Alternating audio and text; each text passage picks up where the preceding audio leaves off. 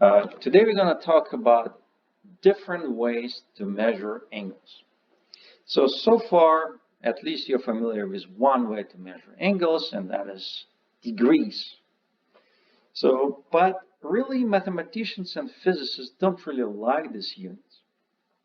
Um, First of all, they're not very convenient because normally when you have different formulas, you're going to have extra factors sitting there if you measure angles in degrees.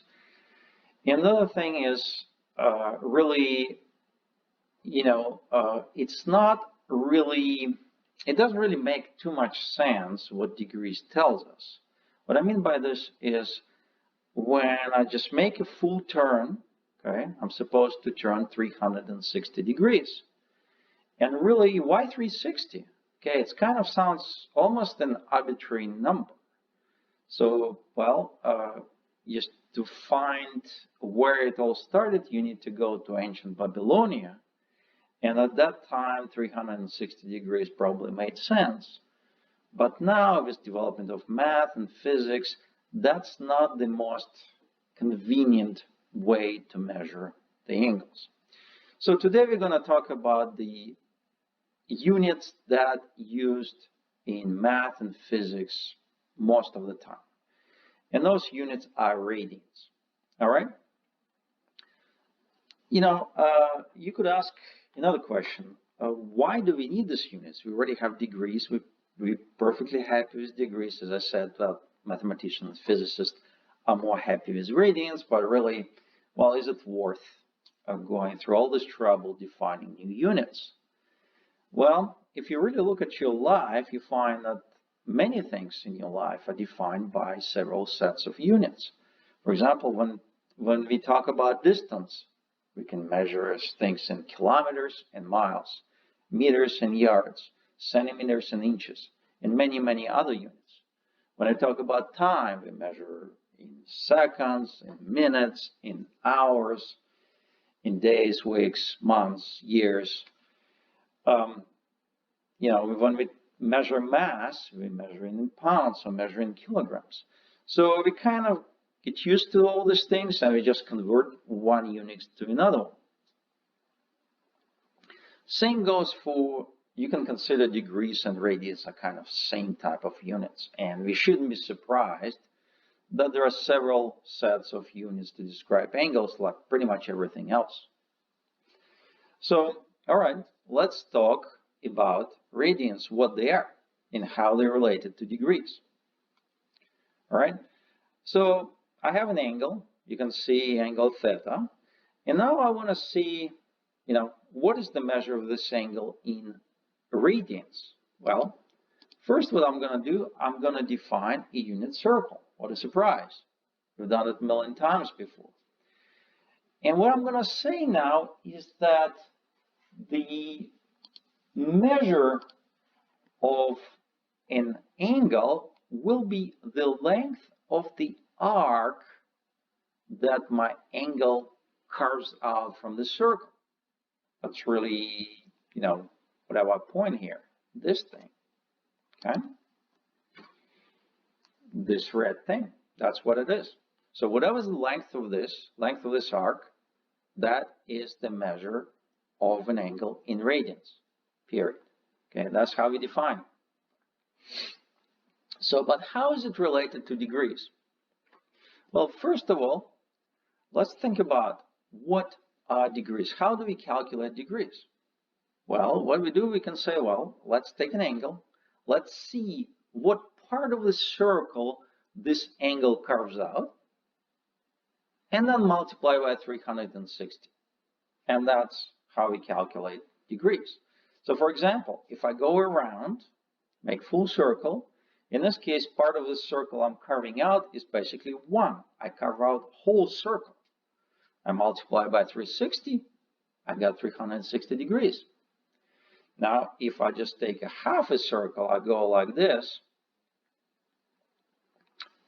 Well, I take 360 multiplied by half, and I get 180.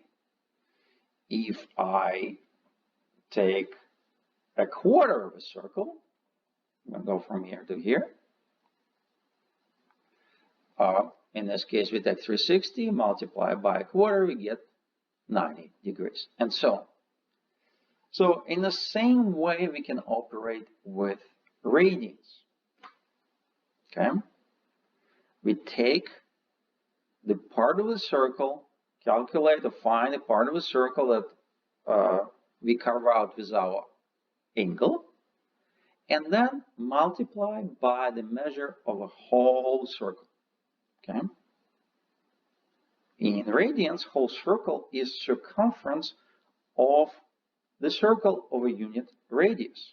While circumference of any circle is 2 pi times radius, in our case radius is 1, so whole circle length is 2 pi. So in this case, if you're talking about whole circle, as I said, part of the circle would be 1 times 2 pi, we get 2 pi. If you want to go half circle, 180 degrees, it's half circle, multiply by 2 pi, we get pi. If you want to do a quarter circle, it's 90 degrees, or quarter times 2 pi, which is pi over 2, and so on. Okay? So now we have these two formulas that relate, how to calculate degrees and radians. We see in both of these formulas, we have part of the circle sitting there. So we can rearrange it and express part of the circle through degrees and through radians. And now what we see on the right here in the rectangle is actually a relationship between degrees and radians. So if I'm interested in radians, I can take degrees, divide by 360.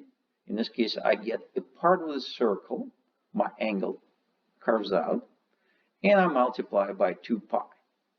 If I can do it the other way around, if I know things in radians, I'm going to take radians, divide by 2 pi. Again, I'm going to calculate part of the circle I'm carving out, and then multiply by 360.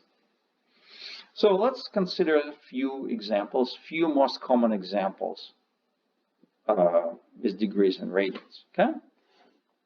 Again, the formulas on the top for how to convert degrees to radians and radians to degrees. So let's start with 360. We said 360 is a full circle, and circumference of full circle, full unit circle, radius 1 is 2 pi. Okay. All right. Now we go half circle. Well, we take 360 divided by 2, we get 180, or 2 pi divided by 2, we get pi radians.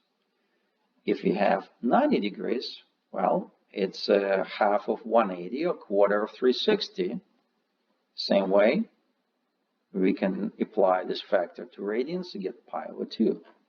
Now 45 degrees is 1/8 of a circle, which means we take 2 pi divided by 8, we get pi over 4. 30 degrees is a third of 90 degrees. We take 90 degrees divided by 3, we get 30 degrees, or we can take pi over 2 divided by 3, we get pi over 6, if you want to do it this way.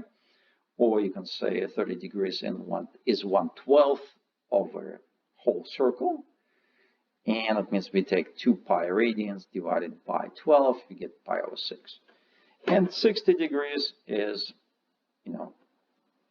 2 times 30 degrees, or 2 times pi over 6, we get pi over 3. And those are major things you need to know.